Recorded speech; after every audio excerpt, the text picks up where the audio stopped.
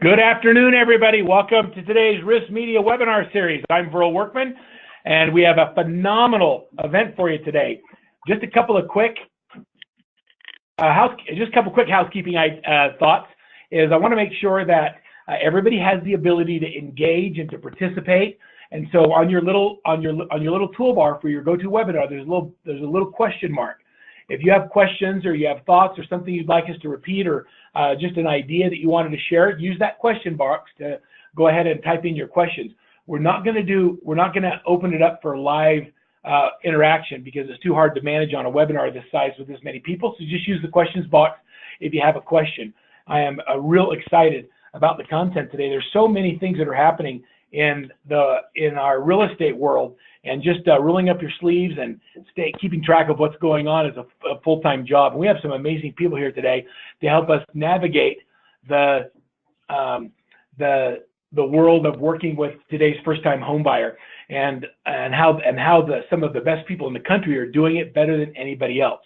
I will tell you that if you have questions, use the question box. If you have technical difficulties, same thing, use the chat box. And I'm going to call to stay on the webinar till the very end of the call. At the end of the call, I'll give you a landing page where we're going to give away some free tools and systems. One of the things you'll learn from our presenters today is that they have a wealth of information, and they're all givers. They're all willing to share, and so we've created a landing page. And at the very end of the webinar today, we'll share with you what that landing page is and how you'll be able to get their tools that they use in converting such a high level of buyers.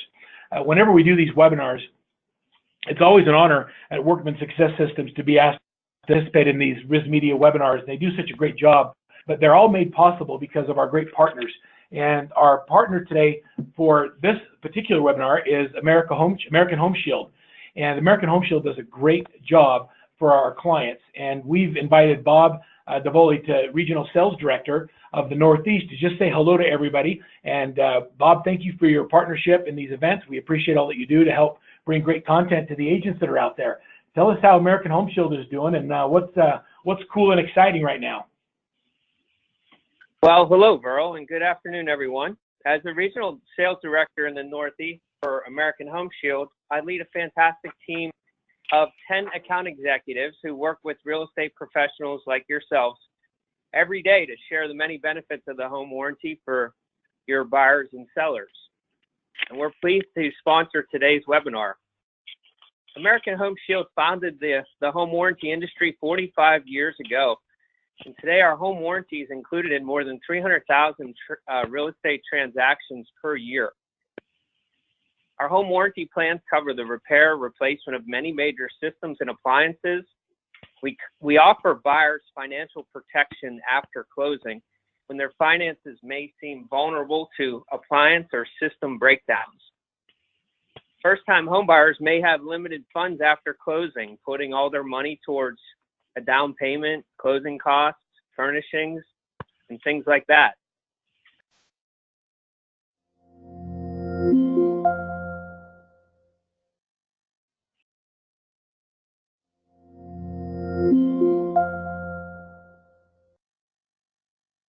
Keys, or they can get their HVAC system tuned up.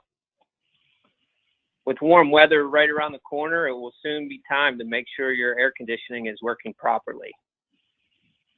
And American Home Shield isn't stopping there. We continue to look for ways to add value to our core home warranty services. Additional services we're working on include TV mounting, electronics protection plan to cover all the electronics in your home, pest control coverage, house cleaning services, and electrician services. We believe American Home Shield can play an important role for first-time home buyers by helping to make owning a home just a little bit easier with the coverage we offer and all of our additional home services. And remember, you can always be sure with the Shield.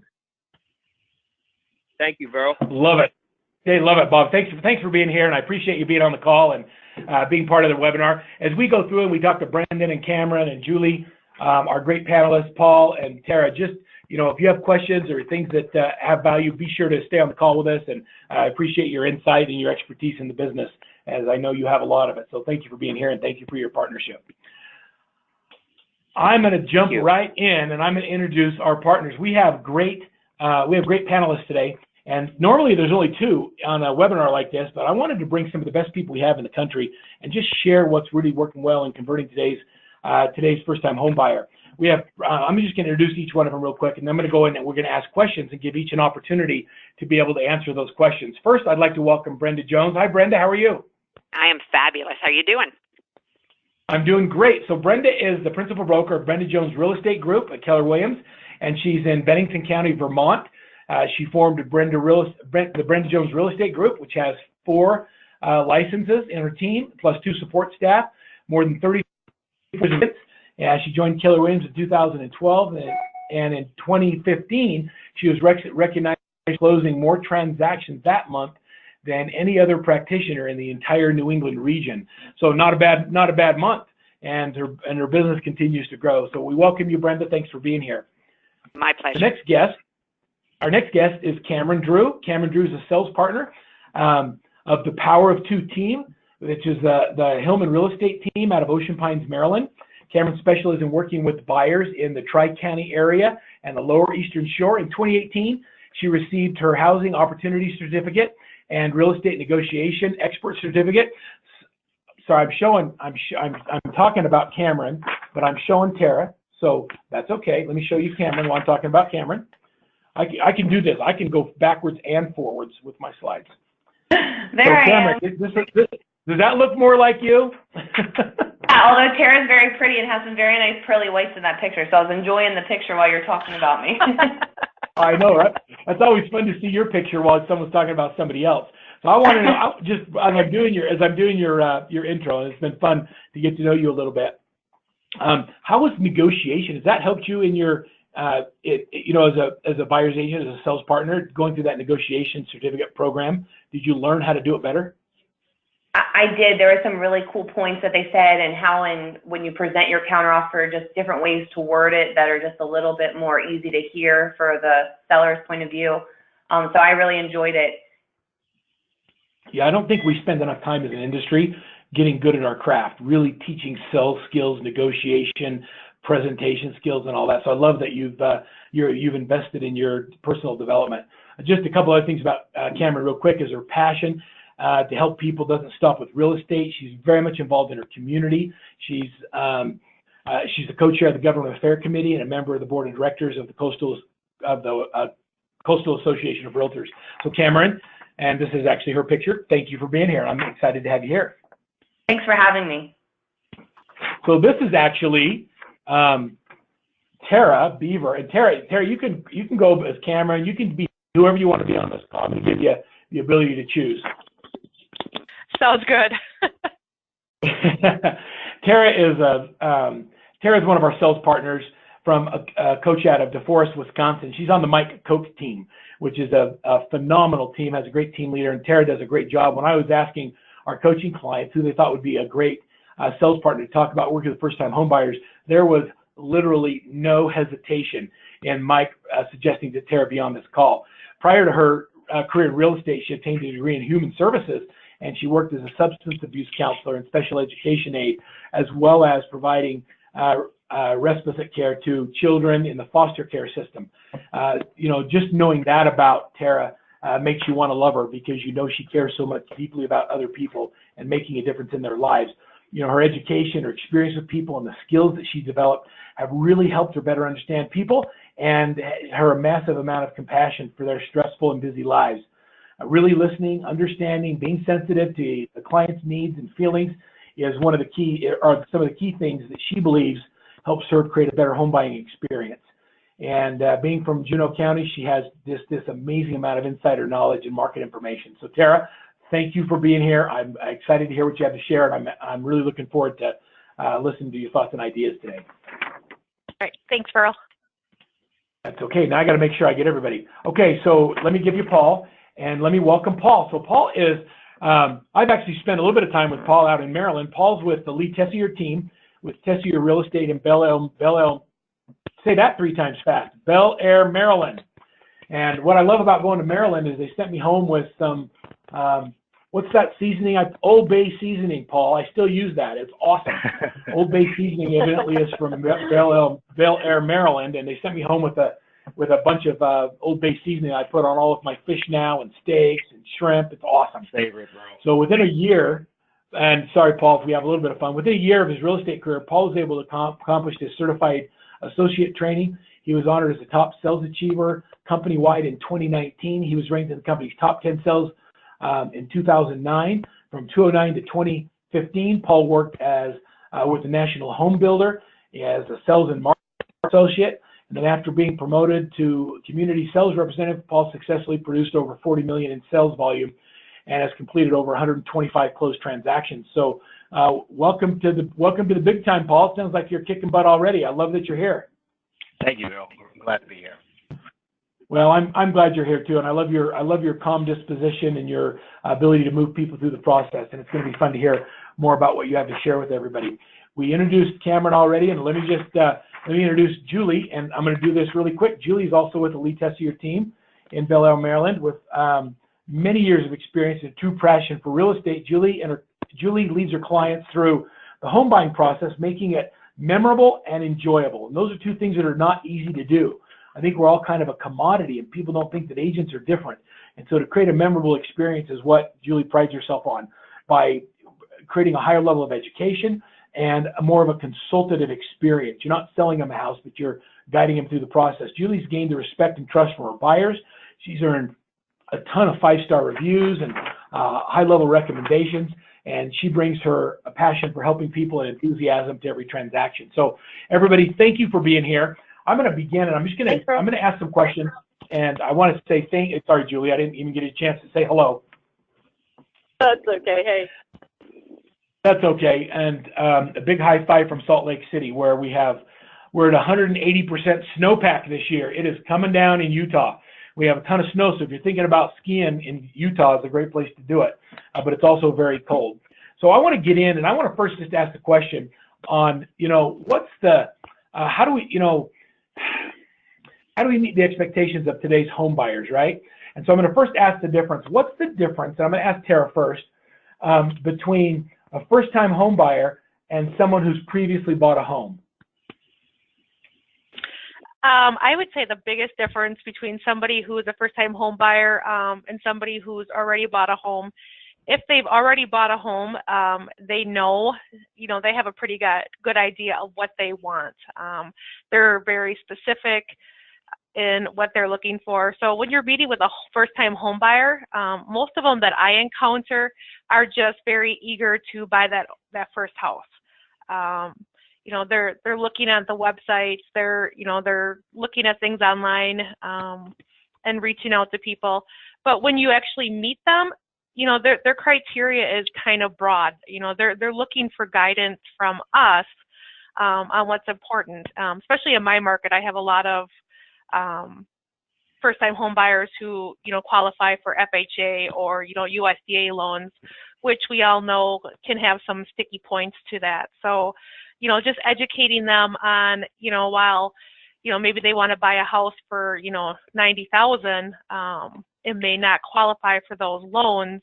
So just to very much find out what they're looking for, what's important to them, and then, walking them through the steps,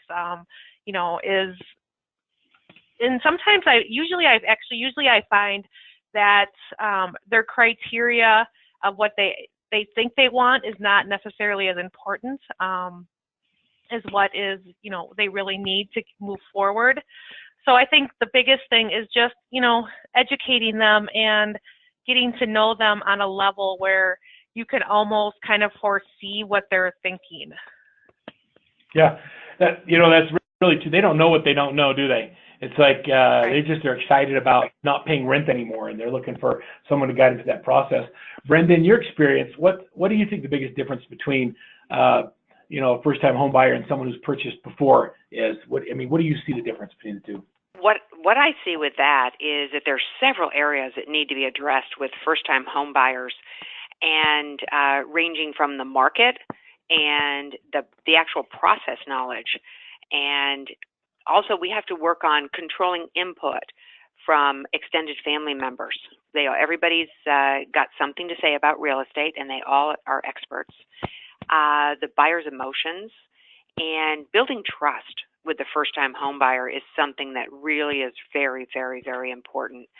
In our market, we see first-time home buyers who are 25 years old, and we also see others that are 60 years old.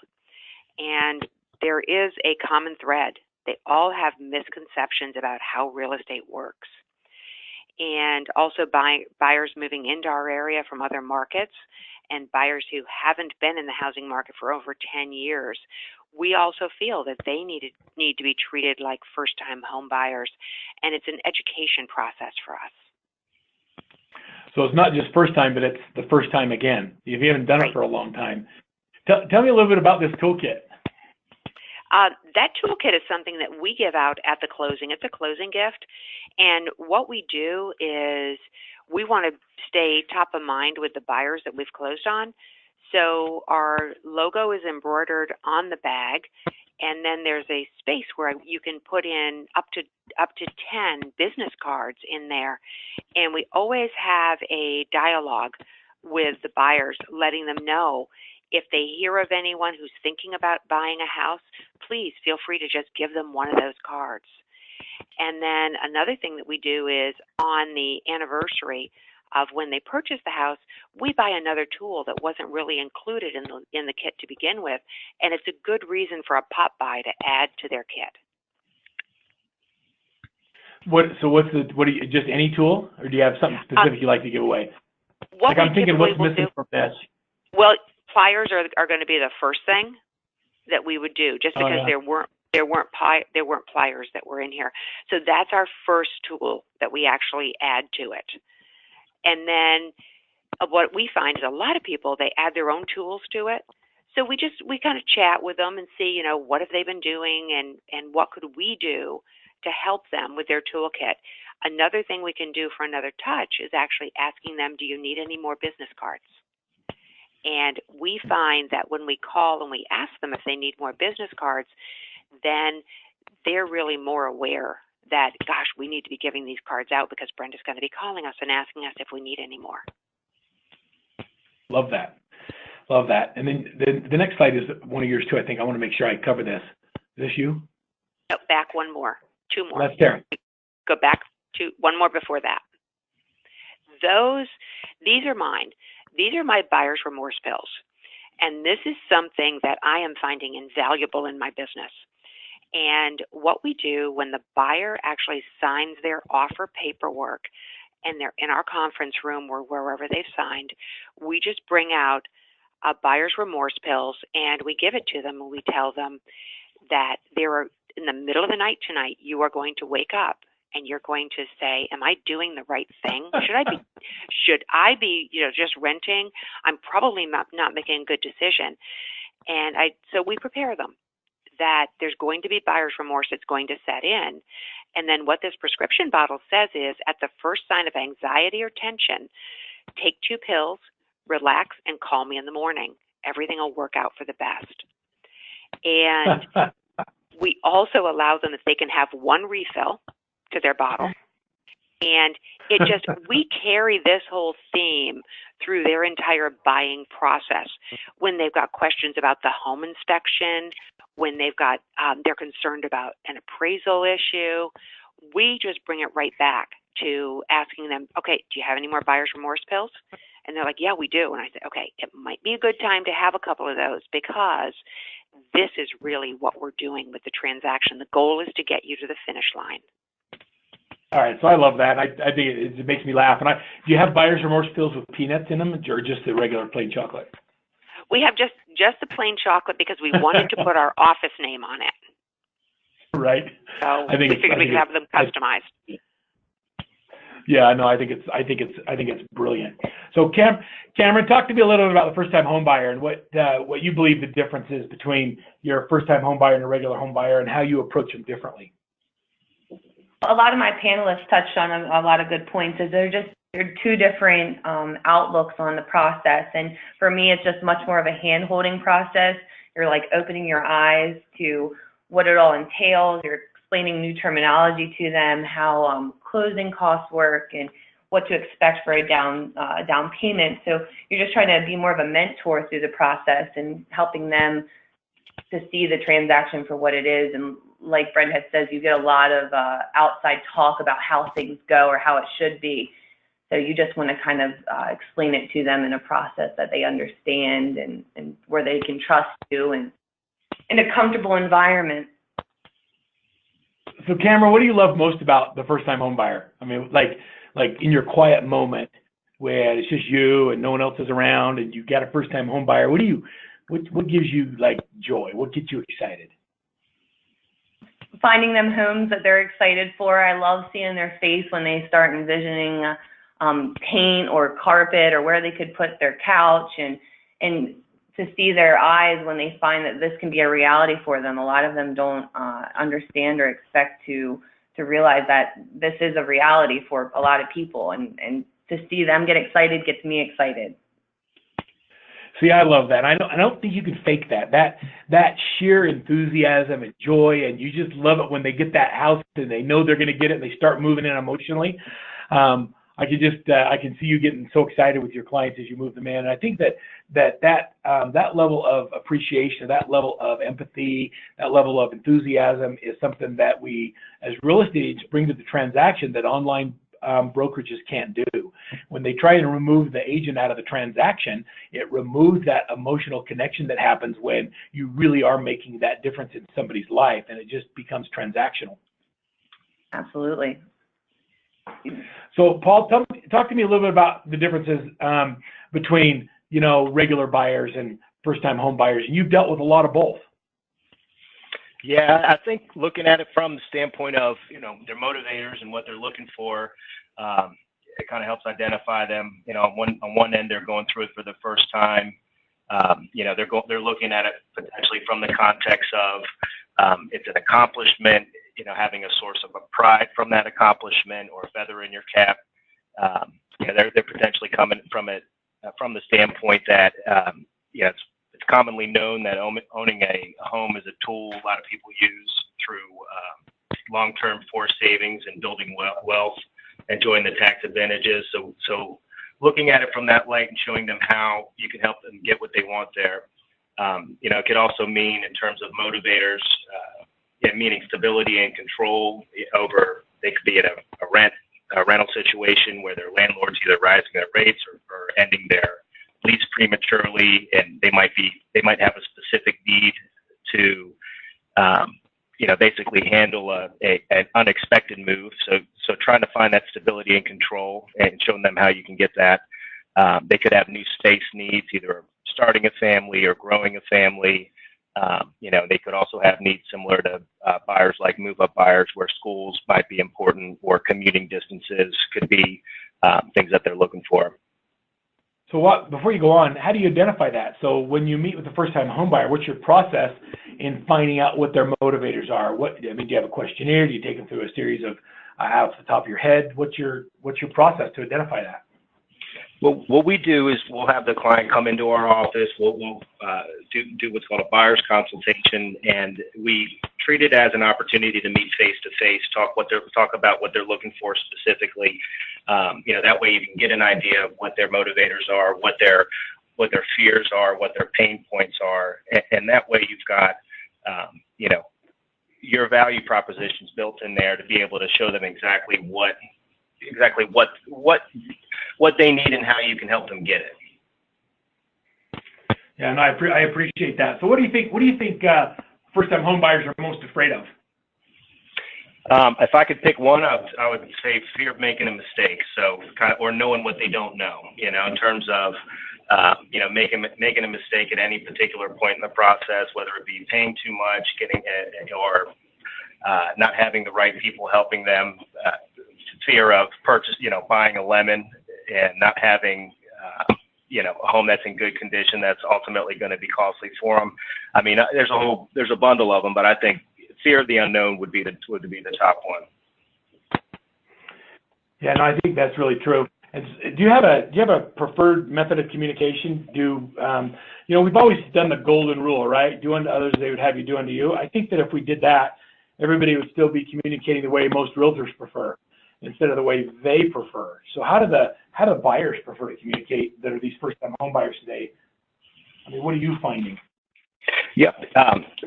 So for what I'm seeing is they are less hesitant to pick up a call than they are to text you back if you text them after you call them. So trying to form fit, what their method or preferred method of communicating is.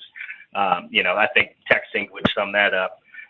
They're with starting or growing families with work pressures and trying to establish their careers. That means that you are trying to adjust to how they want to be communicated with. And so, you're usually calling them, not necessarily during the day, but after they put the kids down maybe. So you're adjusting in that context as well. So those are a couple ways that they're specific, in terms of how they communicate and how you need to form fit to them. Yeah, I appreciate that. So Julie, you'll kind of laugh at this, but I was in church on Sunday and a couple came up to me and we were just talking. I asked them how their kids were doing. They said, they're finally going to move out. They've decided they want to buy a house. And of course, me being the neighborhood realtor, I said, how come you haven't called me yet? And they said, they don't want to have to pay a realtor. And I thought about that. And I thought, that is so like normal of a buyer's agent to not understand who usually pays who in the transaction. And then I thought, whose fault is it that they don't know the answer to that question? Yeah, it's our fault. Yeah. Yeah, right. It's my fault. No, it's not. It's not our fault. It's not a community issue, Julie. It's totally rural. If you can point your feet, it's 100% mine. I own it. And when our friends or our neighbors or our kids, the kids of our past clients are buying houses and they don't use us, it's not their fault. They're getting, all this marketing and all this, they're getting inundated by all these different, TV shows and ways that it happens and they don't know. So we have to do a better job of communicating with that first-time home buyer. What's your feeling on first-time home buyers, Julie? Tell me what you think the difference is between them and a regular buyer. Well, first of all, I love working with first-time home buyers. They're probably my favorite group of, buyers to work with.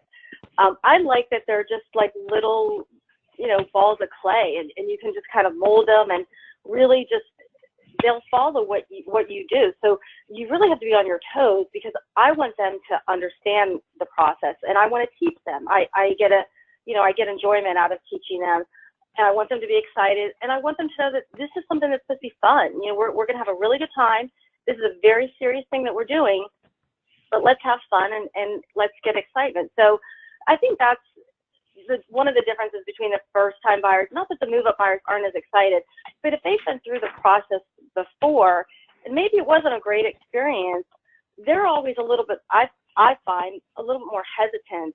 They might have a house to sell that they need those proceeds to move forward. And that's a completely different, transaction and a completely different process, especially like in a market like ours where things are selling so fast. So the first time buyers are, they're little, they're hesitant, they're anxious, but boy, they're just so much fun and I enjoy it. Well, I love that. I love everybody's perspective on the differences. One thing that's a common thread that all of you had in common is that you love them and that you care about them and that you know that they're going to require some hand-holding. When I think of the first-time home buyer, what comes to my mind is that they haven't done it once before, so they think they know more than you. And so they actually listen to what you're saying and they believe what you're saying because they don't have any experience. Oftentimes somebody buys a house every 7 to 10 years, they think they're an expert all of a sudden. And so I love the first-time home buyers because they're teachable, they're coachable. So let me jump into, I want to talk a little bit about marketing and how you attract them. And if you don't mind, I'm going to ask Tara first. Tara, talk to me about how you really get, what are some of your best marketing practices? I have a slide for you too, I'm going to go to that, on driving first-time home buyers. So for first-time home buyers, while I do get several from just referrals and from my sphere, the largest place that I get first-time home buyers is from social media. Just getting out there posts, whether it's advertising, one of our listings, if it's just little different polls and things like that, like you know, we know with first-time home buyers especially, or even people who haven't bought in a long time, that, you know, they still have the misnomer that they need 20% down. So sometimes I'm finding with posting different things on Facebook, and now I've really ramped up my Instagram post, putting things out there like, you know, do you know that you can get an FHA loan with a 580 credit score and 3.5% down?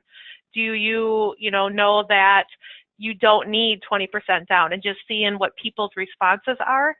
I recently, I'm in several different Facebook real estate groups, and really corresponding with other agents, similar to like the Workman agents, and finding out things that they did. I recently did a post where it said something to the effect of, what do you pay monthly for rent? I'll send you homes that would be comparable in price in your location. And I did have quite a few people actually message me in my inbox, and they were actually surprised that they could actually get a decent home for what they're paying in rent every month. And then I'm just talking to them more about investing in themselves versus pocketing a landlord, their checkbook. So putting things out there on, social media and attracting those first-time home buyers has really been successful for me. And I find that the people who respond to you on Facebook are usually a little bit, or Facebook, Instagram, whatever, are usually a little bit more serious about moving forward and really looking to explore the idea of home buying. Yeah, I love that. And I love that you're getting business off of Instagram. We're seeing Instagram becoming more and more of a place where real leads are being generated. It didn't used to be that way, but even over the last 5 months, we've seen a huge increase in interaction and engagement on Instagram, not as a sales site, but as a true engagement site where people are saying, yeah, I'd like that. Tell me more. Right. So Cameron, tell me a little bit about what you're doing for lead generation. I love everything. I love social media. I love interacting with like young professional networking events that our Chamber of Commerce puts on. I recently just held a little event at our local coffee shop on Valentine's Day. We sat there from 8 to 9 a.m. We started with a $100 gift card, and we left it up front, and then we asked for some poker chips, or we got some poker chips, and we handed it out to a couple people as they walked in for a coffee, or I handed out these little bags with candy, and they just say, a little treat for someone sweet. Let's have a heart-to-heart about real estate. It ended up being awesome. We ended up only using $47 of the $100 gift card, and we ended up talking to about 20 people, one of which his lease is going to be up in September, and he wanted to go see property like this spring. And then the other was actually the checkout girl whose parents want to list a home. So it was just really awesome, and it was really cute, and we knew everyone was in a rush to work, so it was like you knew you had to be in just a meaningful, quick interaction. And they were just thankful for either the coffee or a little bit of candy to get their day started. So I had a lot of success with that. While I was there, I went Facebook Live and invited people to come down and talk to me and have a cup of coffee, which was great. I had 2 people show up just from seeing me on Facebook. So that was an awesome event for me. I had a lot of great feedback from it too, like people saying how cute it was and they saw me there. So I love it. We're going to use the rest of that gift card for St. Patty's Day and do like a little clients are the pot of gold, or I'm so lucky to meet you. I haven't thought of the saying yet, but I'm going to keep that going because it was so productive for me. But it's going to be hard to top. Let's have a heart-to-heart about real estate. That's pretty good.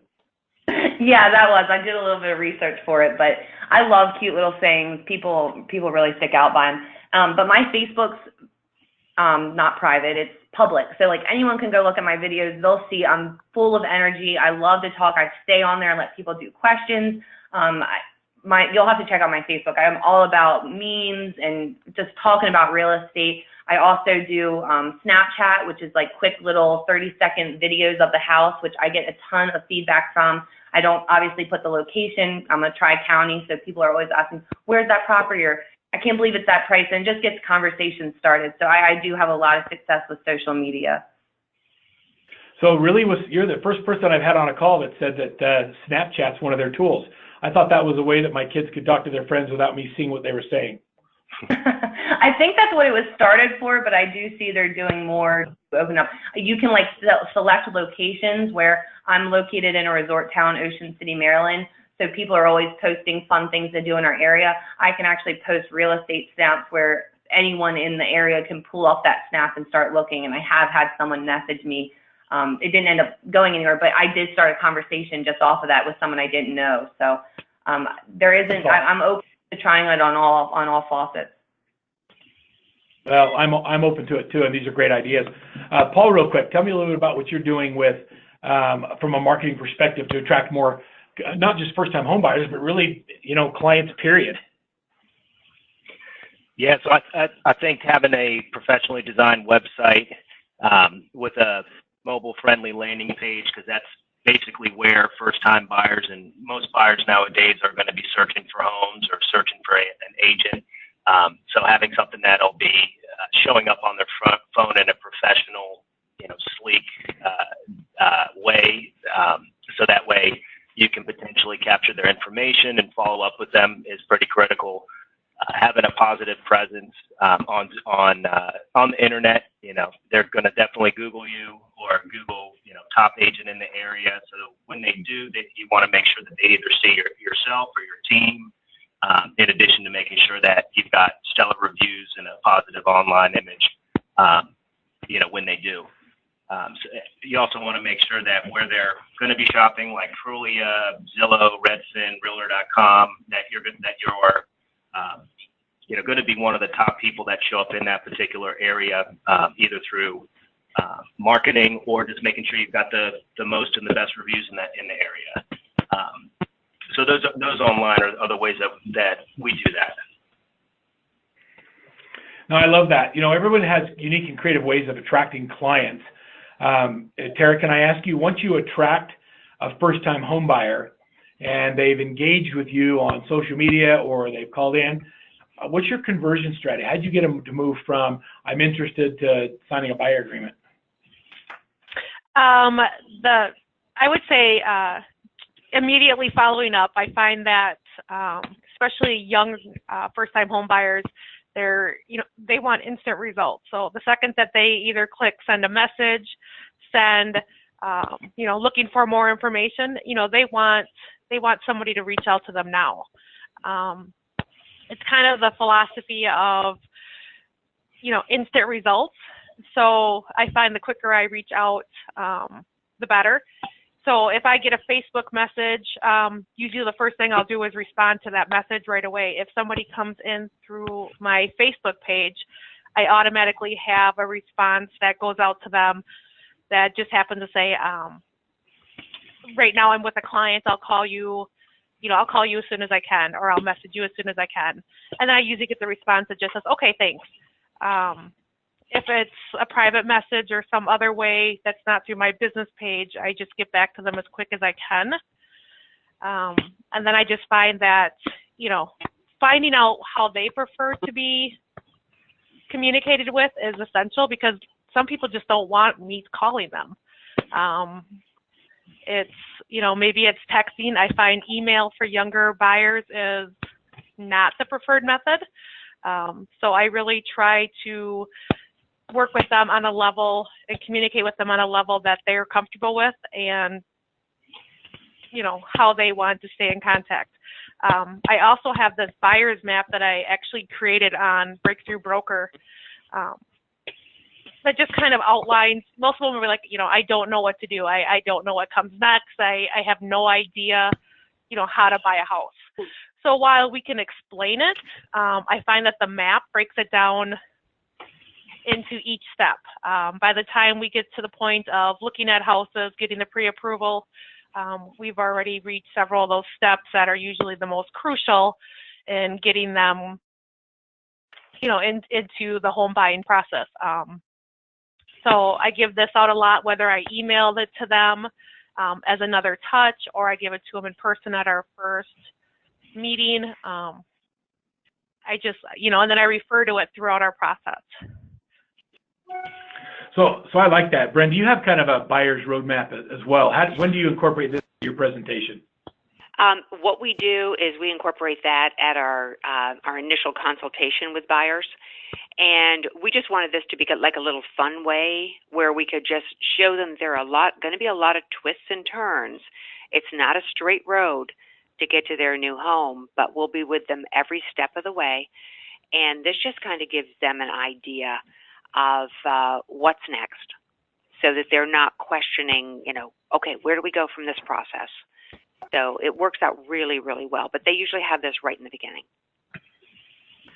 So this is not a question that I had any of you prepare for, but how many of you do buyer agreements? Do you do buyer agreements in the initial consultation or after you show a couple houses? What's your strategy of when you incorporate exclusive buyer broker agreements? Typically, we do it at the initial consultation. And then if there is any pushback, then at that point, we do a couple of showings, and then we'll get it signed after that. Okay. Cameron, what about you? I'm sorry. I was listening so intently. I feel like I missed the beginning of the question. That's okay. No, I just wonder when you do buyer broker agreements. You do that early on in the process? It depends for each buyer. First-time home buyers, I like to bring them in and kind of sit with them, or I ask them if they'd like to meet me at a coffee shop or out for lunch. I bring my laptop and we can dive into my database and I can show you some cool things and show you how to set the portal. And then I kind of bring in, we can do this now or we can do this when we start seeing property, but this is just the paperwork that we're going to have to go through. In real estate, there's always paperwork. So let's just go ahead and go over it now. So in case you have questions, I can explain it while we're sitting here. I like to get it done while we're doing our presentation, but we don't always have that option. Sometimes I'm forced to do it, while we're meeting at the property or emailing it to them before the appointment. But my favorite is doing it face to face. Yeah, I like that too. So Paul, just out of curiosity, you like him to come in the office you mentioned earlier to do initial consultation. Do you usually get them to sign a buyer agreement then, or does it happen when you're out showing properties on the second or third visit? When do you do it? Well, Maryland just changed their agency laws about a year and a half, 2 years ago, where if a buyer isn't signed up front with you as a buyer specialist, there is no presumed agency anymore in Maryland. So you have to get it signed up front. Otherwise, instead of being a buyer's agent, you're a listing agent. So, what we do, that's in part one of the reasons we want to get the buyer into the office, have a sit down and a consultation with them. That way we can we can tell them exactly, what our value propositions are as a team, but also as an individual agent, why it makes all the sense in the world to work with your team or, and you and only you, in order to try to prep them for the initial meeting and the agency paperwork that you ultimately have to either give them at a minimum or have them sign up front. Yeah, there's a lot of different attitudes towards buyer agreements, and I've talked to a lot of agents that don't even have them signed until they make the offer, and they'll work 3 or 4 weeks with a buyer, and then the weekend the agent leaves town. They drop in a new construction, register themselves, and buy a new construction. The agent doesn't get paid, and they think that the buyer did something wrong. So I love that all of you have a process in place to get buyer agreements signed. And I think it increases the level of professionalism when you set the expectation for payment early on in the process. So it's a congratulations to all of you for that. So Paul, when you're dealing with a buyer and you don't have an agreement with them, you've done your consultation, what are your differentiators? What are the things that you say or do that set you apart from everybody else? Well, I think, we have a lot of value propositions, but it really just comes down to what is making the buyer tick and what specifically are they trying to get out of the process and what's important to them. So, Paul, your audio just went bad. Paul, I can't hear you. Can you hear me a little bit better now? Yeah, that's better. Okay.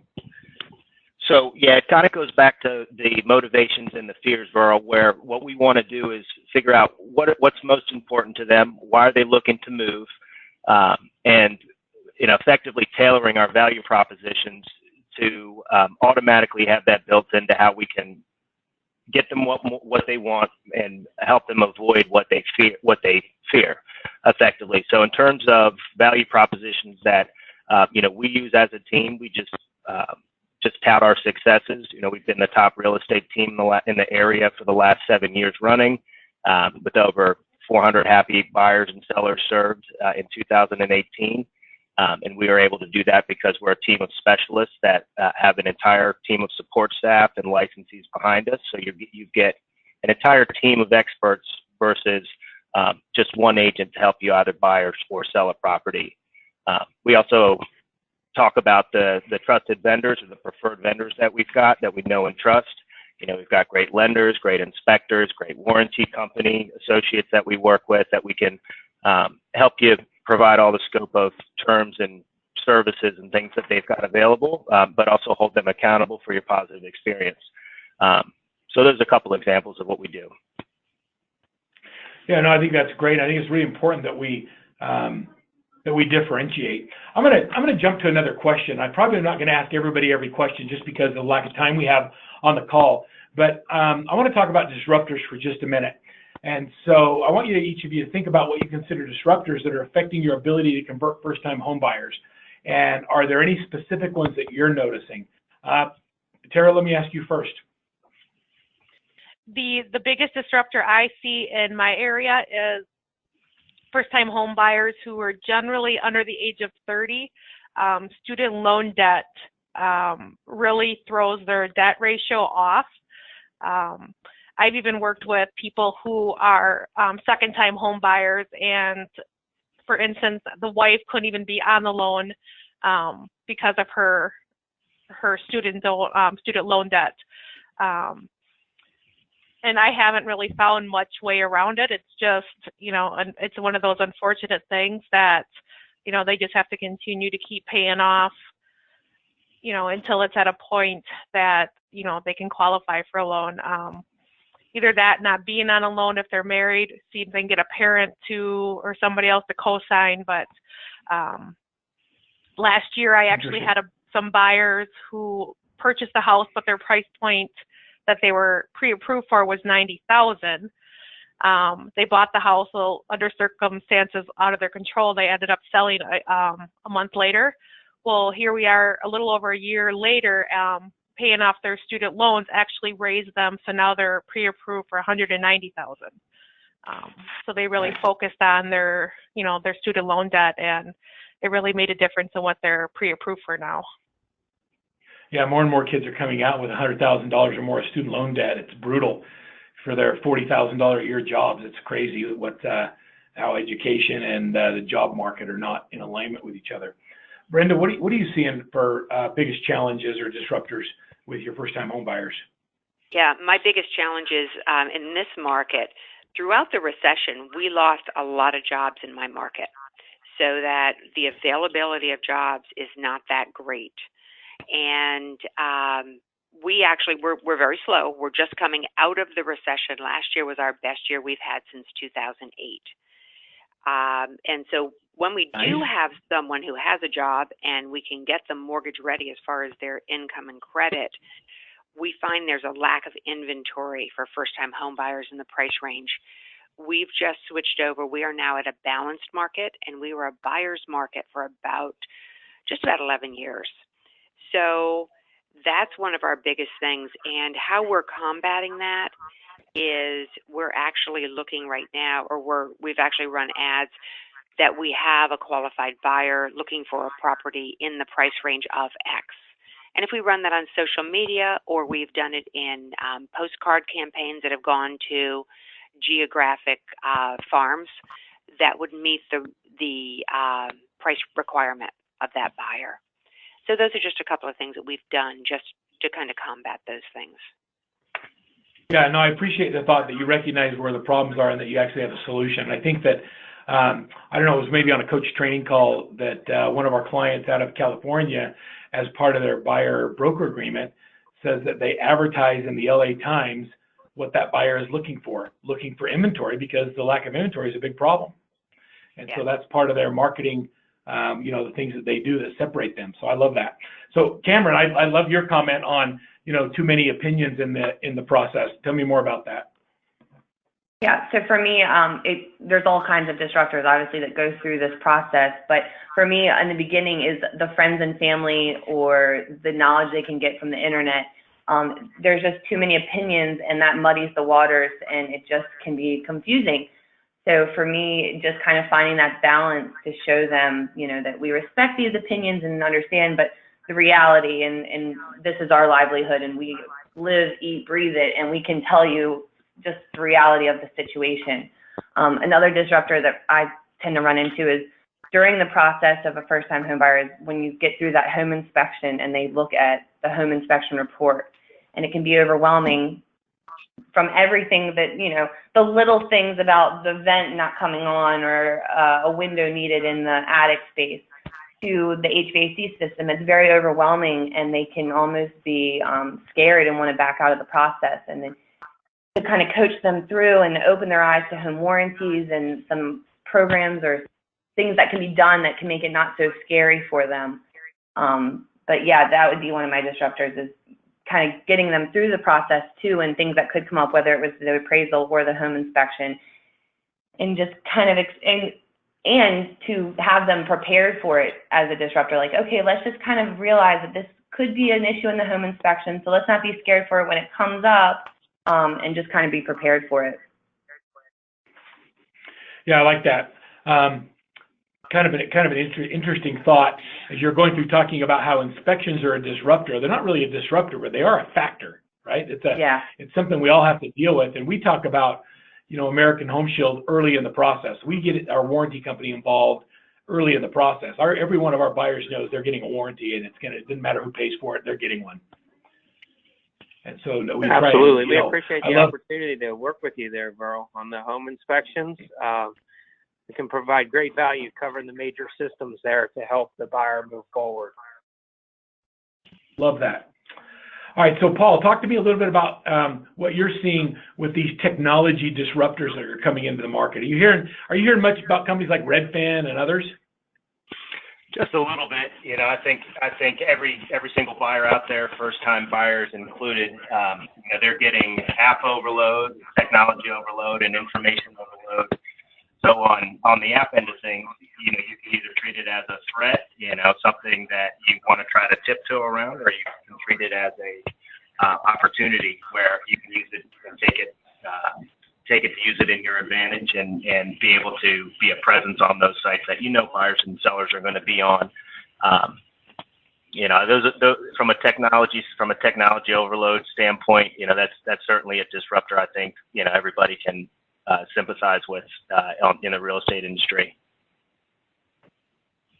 Yeah, no, I appreciate that. I don't really look at disruptors as disruptors. We were in a conference recently, and we were talking about disruptors, and the big disruptor 10 years ago was DocuSign. Right. What did it really do? And what did they disrupt? The fax machine. So and a lot of times disruptors are things that make us better, because it forces us to talk about our value proposition, to think differently about the way we do things, and to provide better services. I think people that came into the industry from the outside have a different perspective. They gave our clients what the clients were asking for, and it causes us as realtors to step up our game. I think it's a good thing, not a bad thing. I don't know. That's just me. Absolutely, and I think if you can help them translate, all the information they're getting, it's hard to know where to start from a buyer's perspective. So you can put them on a path to, making sure they've got a great customer, they've got a great experience, in the forest of information. Yeah. So here's just a question. I'll ask Tara first, but how about the instant offer people that are doing instant offers to take advantage of the really good deals that are on the market? Are they making an impact, or are you seeing them as disruptors in your market? I don't really see them as a disruptor. Like I said, my price point in my immediate area is, especially with my sphere and top 50, is, relatively low compared to other areas. So when I am getting buyers who maybe don't have down payments or, just who could use extra incentives to maybe persuade them to buy a home, anytime that I see a house that offers, seller credit, home warranty, or if I can get them to apply for grants for down payment assistance based on their income, I find they're more, they might be more apt to move for that property. I don't know if it's kind of a mind trick that they're getting something for free, but yeah, it's kind of like, well, this home comes with a home warranty, or, I just sold the house that the seller was offering a $5,000 credit at the time of closing. So, they were really gung-ho on moving forward on that house. Like I said, I think it's a mind trick that not only are we getting a house, but look at, we're getting this money on top of it. Yeah, we got to learn to message. We got to learn to message around it. Brenda, out of curiosity, how much is social media playing a role with what you're doing? How's the online, everything going online? How does that play a factor with your first-time home buyers? Actually, it's huge in my marketplace because that's where most of my first-time home buyers, I would say a good majority, they're going to be the millennials, and that's where they are. They're on social media rather than being in any other type of ad media that's out there. Yeah, I think that's really cool. Paul, you put this slide in here. Tell me more about this the home buying guide process. So when we meet with each buyer for our consultation, we want to give them an item of value. So that is a buyer's guide that everybody on our team gives to each buyer as they meet them. Basically explains, and I kind of make a little bit of a joke about it. I say it just tells you how great I am, how great my team is, and it gives you a little bit of information about the sales process or the purchasing process. And built into it is specifically, why you're different and why your services are different. Yeah, no, I like that there's some consistencies. You all have a presentation, you all have a path that you follow. You take them through the process to make them feel more comfortable about it. You deal with objections or things that you're going to have in advance.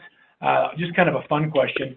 How has reality TV changed the perception of what buyers are expecting when they go out and buy?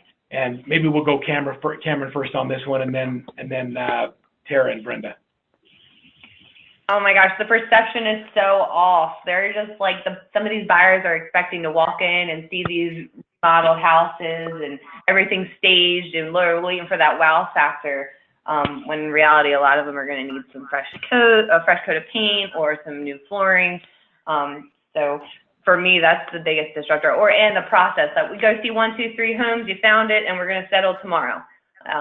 So right. It's off the whole perception, the process, and kind of the things that happen behind the scenes. Yeah, they don't set very realistic expectations, do they? No, I want them to show the houses with the toothbrushes everywhere and the toys all in the corner, and they're having a hard time kind of in how everything would lay out in their eyes. Right. So, Tara, what about you? What about the reality TV? Have you seen it make a difference on how people feel about the process when they come in? I was watching House Hunters the other night. I think it was House Hunters Caribbean or something like that. And the realtor pulled up in front of each of the houses and then stayed in their car and told the buyers to go walk through and then let them know if they had any questions. I thought, oh, well, that wouldn't work with my clients. No, and actually my experiences are a little bit different than Cameron's. We've actually had a few properties up here. Some of our lake properties have been featured on some of these, reality TV shows. And the only thing I've really encountered is people saying, oh, wasn't there a house in this area that, was on such and such show? So if anything, I think it really gets them more talking, and it's kind of like an area that they really are more serious about buying, or maybe it's a little bit more coveted area because, it was on TV, so it must be a really great space, great spot to buy. Right. Julie, are you seeing any of that affecting your business at all? Well, I just find that, everybody thinks it's so easy to rehab a home. They see these shows on TV, and, I personally don't really watch a lot of that stuff because, I go through it every single day. So, but I find that they want to buy these fixer-uppers, but yet they don't really have the means to move forward with it. And once you kind of explain to them, hey, look, okay, you're going to buy this house. It may not qualify for financing, especially if they're doing these first-time home buyers are more than likely doing FHA. Once they realize that this house that they think is going to be such a great deal and, they're going to fix up may not really at the end of the day be such a great deal. Oh, my dad's a contractor, my uncle or my best friend's a plumber. But, when reality hits and you tell them that, it just doesn't, where are you getting the money for this? And they seem to come back down to, the non-reality, I guess, of the reality TV. Yeah, I hear you. Paul, we're running out of time here. Just any quick thoughts on how TV has changed the way people manage how you manage their expectations? What they see on TV is the picture on the left, and what this reality is the one on the right. Right. Yeah. I mean, I think buyers come in with certain notions about how things could be, and I think it just comes down to managing their expectations along the way that reality TV shows are reality TV shows. And if your personality is a reality TV show host, then great, do it well. If it's not, you can kind of just have a little fun with it and tell the buyer, I'm not going to be the kind of agent that says things like, check out this open concept, because I know you're looking for that. You're looking at the home that way. You're thinking to yourself, do I like the layout? Do I like these finishes? Does it suit what I'm looking for? Does the kitchen work for me? And you don't necessarily need me for that. My value to you is helping you uncover, those priorities and asking you questions to do that, and potentially, identify condition issues that are going to come up during inspections later. Then because if I don't do that, then my inspectors will, crush your hopes and dreams in real life. Just kidding. Yeah. One of my coaches on a call the other day was talking about setting buyer expectations, and they decided to say to the buyer, do you want to see the houses that you're most likely to get the best deal on first? And the client says yes. They go show them all the crack houses, the ones that have been on the market too long, that are overpriced, that don't have anything. So when they show them actual homes that are in their price range, they feel like it's a great value. And I thought that was great advice in dealing with not just the first-time home buyer, but setting buyers' expectations for real. Everybody, this has been a great call. A lot of great information. I appreciate everybody being so willing to share. I wish we had another hour. I'd like to get into a whole bunch of more information with you. For those of you that are on the call, thank you for listening in. workmansuccess.com/first-timers, and you can get a copy of today's presentation, Brenda Jones' roadmap, our buyer presentation agenda of what we do. We take through a buyer through a presentation, and also the America Home Shield maintenance guide that every buyer should have before they go out and buy a property. And it's a great value add that you can give to each of your clients. On behalf of RISMedia and America Home Shield and all of our great panelists, thank you for being here today. We wish you the greatest amount of success going forward, and let's make 2019 the best year ever in real estate, regardless of disruptors or what's going on in the marketplace. You choose to make a difference. Thanks for being here, everybody. Talk to you all soon.